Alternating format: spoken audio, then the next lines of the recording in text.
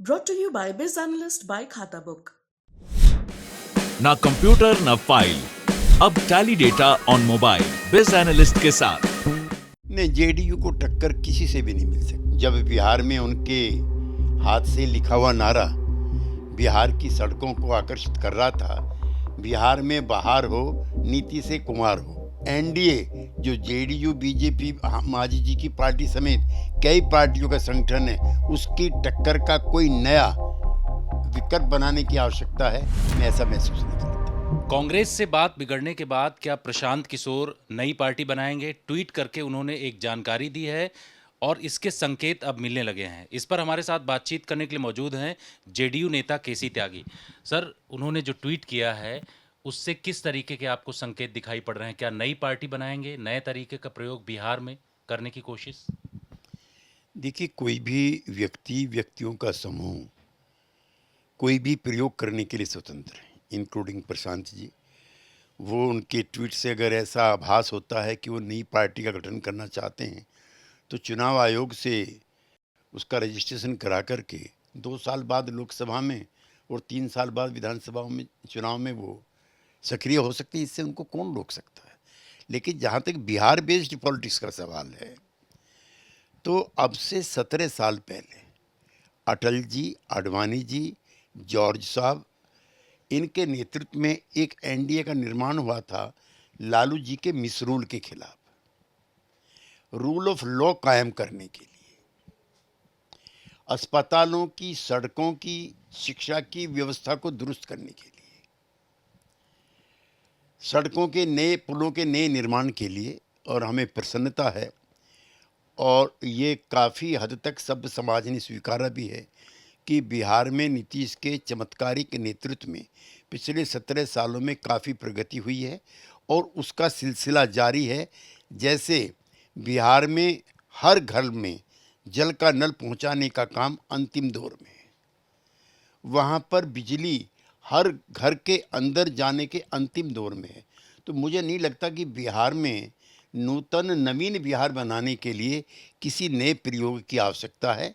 यूँ हमारे मित्र प्रशांत जी स्वतंत्र हैं कोई भी आउटफिट लॉन्च करने के लिए, चुनाव लड़ने के लिए। हमारी शुभकामनाएं उनके लिए। लेकिन क्या इस तरीके से पार्टी बना करके, या फिर उन्होंने कहा कि जनता के बीच में जाने की ज़रूरत है, अब समय आ गया है, किस और संकेत है, इशारा क्या है? क्या वहाँ जो रीजनल पार्टीज़ हैं उनको सीधे टक्कर देने की बात? नहीं, बिहार में सभी रीजनल हो गए हैं। आरजेडी रीजनल है, जेडीयू 3 प्रांतों में राज्य पार्टी का दर्जा प्राप्त करने के बाद भी रीजनल है, वहाँ की कांग्रेस भी रीजनल है, वहाँ के कम्युनिस्ट आउटफिट भी रीजनल हैं। लिहाजा एक रीजनल आउटफिट और बनेगा तो समाज के किन वर्गों को, किन समूहों को वो आकर्षित करेगा, एड्रेस करेगा, वो खाका भी उनका आना बाकी है। जहाँ तक बिहार की पॉलिटिक्स है, सामाजिक न्याय की कई पार्टियाँ बनी हुई हैं, जिसमें सबसे मुखर और उपयोगी पार्टी जेडीयू है, जो अंबेडकर, कर्पूरी ठाकुर से लेकर के नीतीश कुमार तक उस प्रक्रिया को आगे बढ़ाने में लगी हुई है। जेडीयू में भी वो काफ़ी महत्वपूर्ण पद पर रह चुके हैं प्रशांत किशोर। अब जबकि जिस तरीके के संकेत मिल रहे हैं वो नई पार्टी बना सकते हैं, जनता के बीच में जाने की बात कर रहे हैं, तो सीधे जेडीयू को टक्कर मिल सकती है? नहीं, जेडीयू को टक्कर किसी से भी नहीं मिल सकती।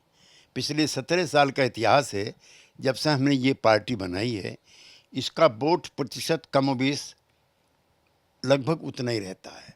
इसके नेता की लोकप्रियता में कभी कमी नहीं आती। इस बार भी जो सीएसडीएस के आंकड़े हैं वो बताते हैं कि महिलाओं के अतिरिक्त उत्साह और जो मार्जिनलाइज सेक्शन है सोसाइटी के, उनके अतिरिक्त मतदान करने की वजह से एनडीए सत्ता में आया है। हम और हमारी सहयोगी पार्टी भारतीय जनता पार्टी मिलकर के इन सारी चुनौतियों को कम्बैट करने के लिए सक्षम है। अंतिम सवाल एक, प्रशांत किशोर को किस तरीके से आप देखते हो, कितनी बड़ी चुनौती के तौर पर बिहार में अगर वो राजनीति में उतर रहे हैं जैसा कि उनका ट्वीट आया है? नहीं, 2 साल पहले भी उन्होंने बिहार में एक फ्रंट लॉन्च किया था। किन्हीं कारणों से वो टेक ऑफ नहीं कर पाया। वो हम लोगों के पुराने मित्र साथी हैं, हम लोगों ने साथ काम किया है।